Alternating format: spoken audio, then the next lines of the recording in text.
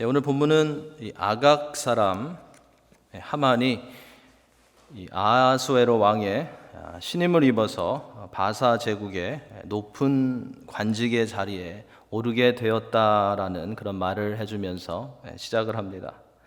지위를 높이 올려서 함께 있는 모든 대신 위에 두었다라는 이 기록을 볼 때 이 하만이 최고의 관직의 자리에 올랐던 것으로 보입니다.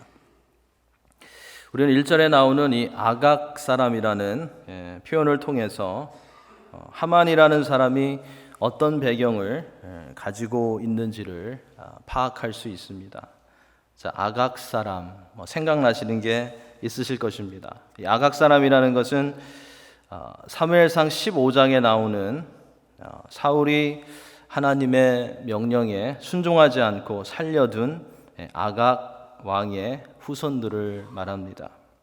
그러니까 이스라엘을 그리고 하나님의 백성들을 대적했던 아멜렉 족속의 후손이 하만이 되는 것입니다.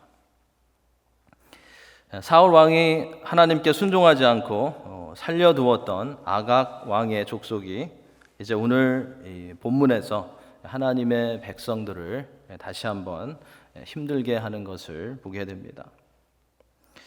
높은 자리에 오른 하만에게 모든 신하들은 꿇어 절하는데 모르드게는 그렇게 하지 않았습니다. 그렇게 할 수 없었습니다. 모르드게는 꿇지도 않고 절하지도 않았다라고 2절에서 말하고 있습니다. 이렇게 하만에게 꿇지 않았던 모르드게는 왕의 신하들로부터 날마다 하만에게 무릎을 꿇으라라는 그런 프레셔를 받았습니다. 하지만 모르드게는 오히려 자신이 유대인임을 밝히면서 그들의 뜻을 따르지 않았습니다. 여기서 특이한 것은 이 모르드게는 우리가 지난 시간에 보았던 것처럼 에스더에게는 신분을 절대로 알리지 말라고 당부했는데 자신은 자신의 신분이 유대인이라고 오늘 본문에서 알리고 있습니다. 모르드게는 에스더에 대해서는 그녀의 안전과 또 이 황후가 되는 일을 위해서 유대인이라는 신분을 드러내지 말라고 했지만 지금 자신이 처한 위치에서는 유대인이라는 것을 밝힘으로 자신의 신앙을 드러내는 것을 볼 수 있습니다. 모르드게는 왜 자신이 하나님을 대적하는 자들의 후손인 하만에게 무릎을 꿇을 수 없는지에 대해서 확실하게 했던 것입니다. 자신은 하나님을 섬기는 하나님의 백성이기에 하나님을 대적하는 자들에게 꿇어서 절할 수 없었다라는 것이었습니다. 이것은 모르드게가 자신의 신앙 대상은 오직 여호와 한 분임을 밝히는 것이었습니다. 자신은 두 주인을 섬길 수 없다라는 것을 분명하게 표시하는 것이었습니다. 우리는 이러한 이 모르드게의 모습을 보면서 굉장히 가볍게 생각할 수 있지만 이 당시에 이 페르시아인들이 왕 앞에 꿇어서 절한다는 것은 그냥 이 단순한 예의를 갖추는 것이 아니었습니다. 그들이 왕 앞에 꿇어서 절한다는 것은 신적 경외를 표시하는 것이었습니다. 그래서 하만에게 절한다는 것도 신적인 그런 경배의 의미가 담겨져 있었습니다. 그렇기 때문에 모르드게는 그렇게 할 수 없었던 것입니다. 하나님 외에 다른 것을 경배할 수 없었던 것이고 더군다나 하나님의 백성들의 적이 되는 하만에게 절할 수 없었던 것입니다. 모르드게와 함께 이 대궐문에서 섬겼던 왕의 신하들은 모르드게가 설득되지 않는 것을 알고 이제는 그들의 마음을 바꿉니다. 그래서 하만에게 모르드게의 국적을 말하며 모르드게가 절하지 않고 앞으로도 당신에게 절하지 않을 것이라고 일러 바칩니다. 그게 4절에 나오는 말씀이죠. 날마다 권하되 모르드게가 듣지 아니하고 자기는 유다인임을 알렸더니 그들이 모르드게의 일이 어찌 되나 보고자 하여 하만에게 전하였더라. 모르드게가 어떠한 일을 당할지 그들은 다 알고 있었죠. 다 알고 있었던 왕의 신하들은 그의 국적에 대해서 자신들에게 이제 유익이 되는 높은 위치에 있는 하만에게 고자질하였던 것입니다. 우리가 예측한 대로 이 소식을 들은 하만은 분노합니다. 그리고 엄청난 그런 음모를 꾸미는데 우리가 6절에서 그 내용을 볼 수 있습니다. 6절 말씀 우리 함께 읽겠습니다. 그들이 모르드게의 민족을 하만에게 알림으로 하만이 모르드게만 죽이는 것이 부족하다고 생각하고 아하수에로의 온 나라에 있는 유다인 곧 모르드게의 민족을 다 멸하고자 하더라. 하만은 모르드게가 자신에게 여러 번 절하지 않은 것을 참을 수 있었지만 그가 유대인이라는 사실을 듣는 순간 분노가 폭발했던 것 같습니다. 그래서 하만은 모르드게뿐만 아니라 이번 기회에 모든 유대인들을 다 멸하려고 했던 것입니다. 이러한 하만의 모습은 그가 아멜렉과 유대인들과의 과거의 역사를 잘 알고 있었다라는 것을 말해줍니다. 그리고 자신도 유대인들과의 적대 관계에 있었던 아멜렉에 속해 있는 사람이라는 것을 증명해 주는 것이었습니다.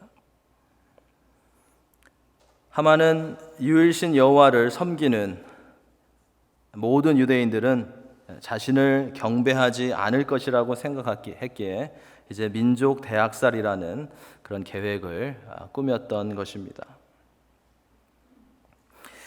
이제 7절부터 가보면 7절부터는 유대인들을 멸절시키기로 작정하니 하만이 이 일을 구체적으로 어떻게 진행시켜 갔는가를 우리에게 보여줍니다.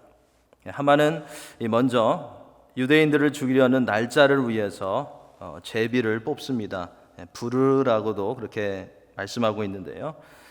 제비를 뽑는 사람들을 통해서 이 거사의 날짜를 정했는데 그것이 12째 달 아달월이 나왔습니다. 이 아달월은 요즘으로 태양력으로 하면 2월, 3월 정도가 되기 때문에 제비를 뽑은 첫째 달 니산월, 태양력으로 하면 3, 4월입니다. 3, 4월부터 11개월 후를 말하고 있습니다. 여기서 우리는 왜 11개월이라는 그 시간이 주어졌는가 라는 그런 생각을 해보게 됩니다. 이 11개월 후의 날짜가 분명히 페르시아의 신들을 섬기는 제사장들에 의해서 또는 미신을 따르는 사람들에 의해서 뽑혀진 것이었습니다. 그런데 왜 11개월이라는 그런 갭이 주어졌을까라는 생각을 해보게 됩니다. 이 기간은 유대인의 대적자인 하만으로 하여금 유대인들을 멸절하는 그런 계획을 철저하게 준비할 수 있는 그런 시간을 제공했습니다. 하지만 우리가 그 반대로 생각해 보면 이 11개월이라는 기간은 앞으로 모르드게와 에스더가 자기 민족이 멸절당하는 것을 막는 그 방법을 찾을 수 있는 그런 시간을 공급해 주기도 했습니다.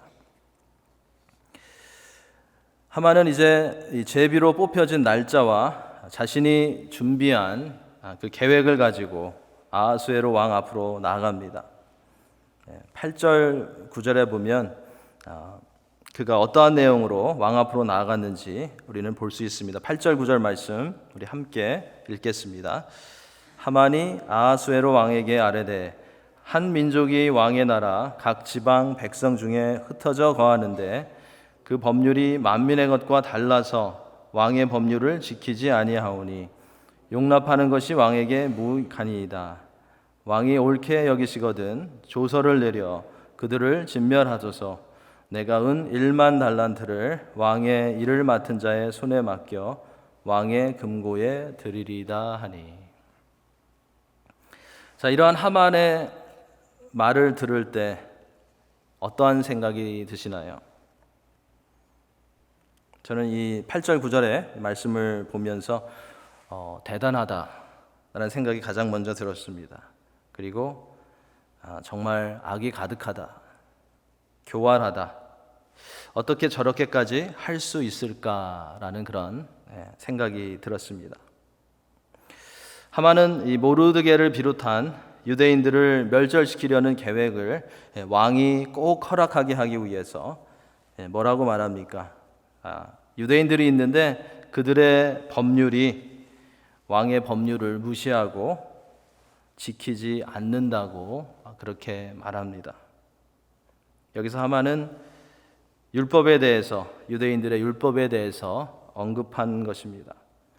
유대인들이 율법을 따라서 생활을 하면서 왕의 명령을 무시하고 있다는 것입니다. 자, 이러한 보고를 통해서 하만은 왕에게 분노를 일으키게 하려는 것이었습니다. 하만은 유대인들을 해치려는 자신의 음모를 완전히 감춘 채 왕의 성격과 왕의 권력을 자극해서 자신의 뜻을 이루려고 했던 것입니다. 우리가 지금까지 보아왔던 아하수에로 왕은 좀 독특한 사람입니다. 쉽게 분을 내고 신하들의 말을 잘 듣고 성급하게 결정을 내려버리는 그런 성격을 가지고 있는 그런 사람입니다. 이것을 알고 있었던 하만이 이러한 왕의 약점을 사용했던 것으로 보입니다.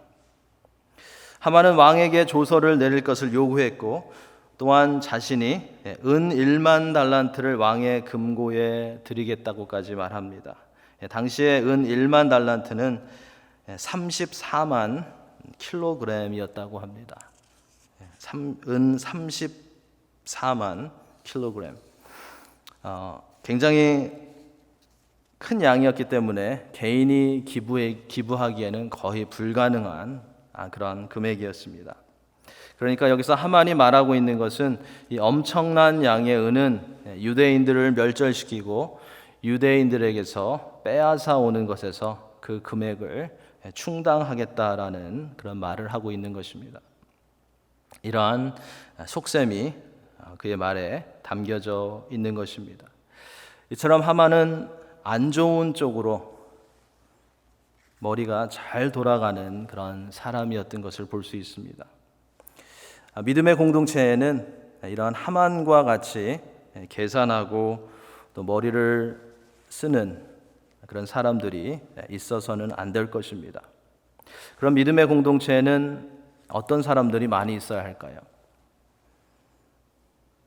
여러분 답을 다 아실 것입니다. 믿음의 공동체에는 계산하고 하만처럼 머리를 쓰고 하는 사람이 많이 있어야 되는 것이 아니고 믿음의 공동체에는 우리가 잘하는 거 있죠. 여러분들이 잘하시는 거 있죠.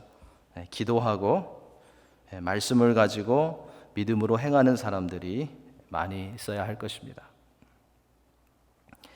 아하수에로 왕은 하만의 속임수에 넘어가서 유대인을 향해 분노하고 많은 양의 은은 왕의 금고에 기부한다는 말에 마음이 움직여졌습니다. 그래서 왕은 아주 긍정적으로 반응을 합니다. 우리 10절, 11절 말씀 읽겠습니다.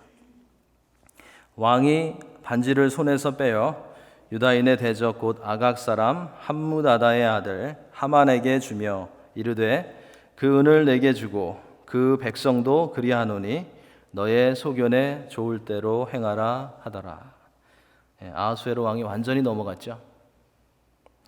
하만에게 쉽게 설득을 당한 이 아하수에로 왕은 조서를 내리도록 자신의 인장 반지를 내어주고 유대 민족을 멸절시키는 그 권한과 유대인들의 재산을 탈취하는 그런 권한을 하만에게 줍니다. 너의 소견에 좋을 대로 행하라. 하만은 자신이 원했던 것 이상으로 유대인들에 대한 모든 권한을 위임받았던 것입니다. 그리고 하만이 왕의 금고에 내어놓겠다라는 은도 내게 준다고 왕은 그렇게 말합니다. 이렇게 말함으로써 하만은 아하수에로 왕으로부터 왕을 대적하는 무리들을 처리하는 이 공로에 대한 상까지 받게 되는 것을 볼 수 있습니다. 내가 내놓겠다고 한 은 이제 내가 다 그대로 가져라 라고 왕이 하만에게 상을 내리는 것입니다. 아하수에로 왕은 이 하만의 말만 듣고 유대인들이 자신의 왕권을 무시하고 있고 페르시아 제국을 멸시한다라는 그러한 편견을 갖게 되었고, 그 편견이 결국 유대인들을 멸절하라는 조서까지 쓰도록 했던 것을 볼 수 있습니다. 이러한 사실은 우리의 편견이 얼마나 위험한 것인가라는 그런 경고의 말씀인 것을 우리가 배우게 됩니다. 우리의 편견이 얼마나 쉽게 사람들에게 피해를 주고, 우리의 편견이 얼마나 사람들의 관계를 갈라놓고 얼마나 쉽게 사람들을 무너뜨릴 수 있는지, 여기에서 우리는 중요한 그런 레슨을 배우게 됩니다. 우리는 이것을 기억하면서 항상 우리가 듣는 말을 잘 분별하고 사실이 아닌 것에는 우리의 마음이 흔들리지 않도록 해야 하겠습니다. 한쪽의 말만 듣고 흥분하는 것이 아니라 시간을 두고 양쪽의 입장에서 생각해보고, 꼭 반응해야 한다면, 반응 안 하는 게 가장 좋겠죠. 그런데 꼭 반응해야 한다면 기도하는 가운데, 성령께 지혜를 구하는 가운데 반응할 수 있는 그런 성도가 되어야 하겠습니다. 이렇게 왕의 허락을 받아낸 이 하만은 왕의 서기관들을 통해서 왕의 이름으로 여러 언어로 조서를 쓰고 왕의 반지로 조서에 인을 쳐서 이제 각 지방으로 보냅니다. 여기서 언급되고 있는 이 왕의 서기관은 페르시아 제국 내에 있는 각 민족의 통역관들을 말합니다. 이들은 왕이 있는 곳, 왕이 가는 곳, 그런 곳에 항상 대기하고 있다가 항상 함께 다니면서 왕이 내리는 그런 명령을 여러 나라 말로 기록을 해서 페르시아 제국에 선포할 그런 준비를 항상 하고 있는 그런 사람들이었습니다. 바로 이들을 통해서, 왕의 서기관을 통해서 유다인을 멸절하라는 유대인에 대한 그런 왕의 조서가 기록된 것입니다. 그리고 그 기록된 조서는 13절에 나오는 역졸에 의해서 각 지방으로 보내졌습니다. 여기에 나오는 이 역졸은 달리는 자라는 그런 뜻을 가지고 있습니다. 메센저라는 뜻입니다. 보발군이라는 그런 뜻입니다. 이들은 당시에 가장 빠른 교통수단인 말을 사용해서 이 조서를 각 지방에 전했습니다. 이것이 페르시아의 우편 제도가 되었습니다. 아하수에로 왕에 의해서 내려진 이 조서의 내용을 우리가 13절에서 볼 수 있는데요. 그 내용 역시 하만의 생각 그대로였습니다. 11개월 되는 정해진 한날에 아이들과 여인들을 포함해서 모든 유대인들을 도륙하고 재산을 탈취하라는 것이었습니다. 보통 전쟁이나 어떤 민족을 공격할 때는 어린 아이들이나 여인들이나 노약자들은 살려주었는데, 이 조서에는 뭐라고 되어 있습니까? 아이들과 여인들이 포함되어 있습니다. 분명히 하만의 악한 그 마음에서 나온 것임을 우리는 알 수 있습니다. 마음대로 유대인들을 죽이고 그들의 것을 빼앗아서 취하라는 잔인한 그런 명령이었던 것입니다. 앞에서도 보았지만 이러한 조서가 내려지는 가운데서 11개월이라는 공백 기간이 주어집니다. 이것은 우연히 정해진 것이 아니라 유대 민족을 구원하시기 위해서 하나님께서 역사하시는 가운데 정해진 것이었습니다. 우리가 일반적인 상식으로 생각해도 왜 11개월이라는 그런 기간이 주어집니까? 왜 11개월을 기다립니까? 민족을 멸절하라는 조서가 내려지고 11개월 동안 준비한다는 것은 말이 되지 않습니다. 그런데 이방신을 섬기는 제비를 뽑는 사람들, 그리고 하만, 그리고 아하수에로 왕이 그것을 좋아했습니다. 그렇게 하기를 원했습니다. 이것은 하나님께서 자신의 백성들을 지키시기 위해서 이 모든 일 가운데, 모든 벌어지는 일 가운데 역사하고 계셨다라는 것을 보여주는 것입니다. 오늘 본문의 이제 마지막 절인 15절에 보면 하만은 보바일꾼을 통해서 메신저를 통해서 조서를 반포하고 여유롭게 왕과 함께 앉아서 술을 마시고 있었지만 왕이 내린 조서가 전달되자 수산성은 어지럽더라라고 했습니다. 여기서 말하는 이 어지럽더라라는 이 말의 주체는 유대인들이 아니라 유대인들을 제외한 다른 민족들입니다. 다른 민족들이 이 조서를 보고 이 조서의 내용을 알고 나서 어지러웠더라라는 것입니다. 하만은 자신이 세운 계획이 순조롭게 진행되는 것을 보고 기뻐하면서 어떤 면에서는 축하하는 그런 면에서 왕과 앉아서 술을 마시고 있을 때 특별한 이유도 없이 한 날을 정해서 한 민족을 진멸한다라는 이 조서는 바사 왕국에 있었던 많은 사람들을 혼란스럽게 했던 것입니다. 한 민족을 멸절하라는 전혀 합당하지 않은 이 명령이었기에 그들은 놀랄 수밖에 없었던 것입니다. 당시에 유대 민족은 바사 제국의 평화와 번영을 추구하는 모범이 되는 포로로 있었지만 굉장히 모범이 되는 그런 사람들이었기에 조서를 본 다른 민족의 사람들은 그 조서의 내용을 믿을 수가 없었던 것입니다. 오늘 본문은 에스더 3장은 이렇게 악인이 이기는 것처럼 하나님의 백성들이 약한 자들이 망하는 것처럼 끝이 나지만 하나님께서는 이러한 혼란스러운 배경에서도 일하고 계시는 것을 우리는 이 본문 이후에 나오는 에스더서를 통해서 앞으로 보게 될 것입니다. 오늘 본문은 하나님의 일과 하나님의 백성들을 대적하는 하만과 같은 세력들이 우리 주위에 있다라는 것을 우리에게 확실하게 말해주고 있습니다.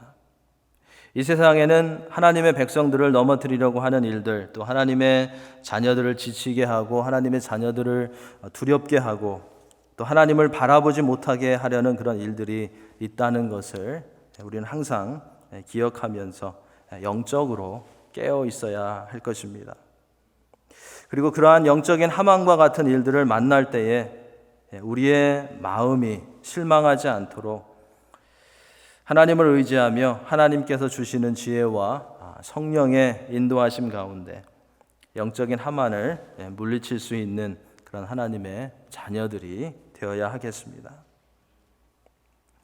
둘째로 오늘 말씀은 다시 한번 개인적인 화나 분노로 인해서 내려지는 잘못된 판단들이 얼마나 위험한 것인지를 우리에게 보여줍니다.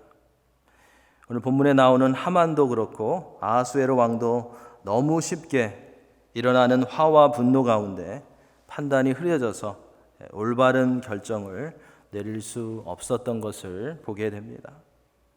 하나님의 자녀들은 하나님께서 주신 감정을 잘 다스려서 어떠한 말이나 어떠한 일로 인해서 우리의 판단이 하나님의 기준에서 하나님 말씀 중심에서 벗어나지 않도록 해야 할 것입니다. 하나님께서 우리에게 감정을 주신 이유는 분노하고 폭발하라고 주신 것이 아니라 왜 주셨을까요? 하나님께서 우리에게 감정을 주신 가장 큰 이유는 하나님과 이웃을 사랑하라고 우리에게 감정을 주신 것입니다. 우리가 감정이 없다면 그렇죠, 하나님을 잘 사랑할 수가 없겠죠, 그죠? 하나님이 우리에게 웃을 수도 있고 울 수도 있는 그런 감정을 주셨기 때문에 그 감정으로 우리가 하나님을 사랑할 수 있는 것입니다. 우리는 이렇게 우리에게 이러한 감정을 하나님을 사랑하라고 이웃을 잘 섬기라고 하나님께서 우리에게 감정을 주셨음을 기억하면서 우리 자신의 사사로운 일 때문에 쉽게 분을 내는 그런 성도가 아니라 하나님의 말씀과 이름이 무시를 당하는 것에 대해서 그리고 하나님의 자녀들이 죄 가운데 빠져서 하나님을 찾지 못하는 것에 대해서 거룩한 그런 분을 낼 수 있는 그런 성도가 되어야 하겠습니다. 우리에게는 매일 우리를 공격해오는 영적인 하만이 있고 우리가 매일 싸워야 하는 우리 자신의 마음이 있습니다. 우리는 우리에게 매일 주어지는 이러한 싸움에서 승리하기 위해서 예수 그리스도의 이름으로 기도해야 하고 또 하나님의 말씀을 힘입어 인내하며 나아가야 할 것입니다. 이러한 방법이 세상에서는 너무 약해 보일지도 모르지만 우리가 승리할 수 있는 최고의 방법이라는 것을 우리는 잊지 말아야 할 것입니다. 그래서 성도들에게 예수 그리스도의 이름으로 기도하는 것 그리고 하나님의 말씀을 힘입어서 인내하며 나아가는 것 빼면은 우리가 승리할 수 있는 그런 방법이 없습니다. 오늘도 예배 자리로 나오신 우리 성도님들 주의 말씀과 그 힘의 능력으로 강건해지셔서 여러분들을 공격하고 또 넘어뜨리려고 하는 영적인 하만과의 싸움에서 승리하시고 주 안에 있는 소망을 붙드심으로 하루하루의 삶이 더 풍성해지시기를 예수님의 이름으로 간절히 축원합니다. 기도하시겠습니다.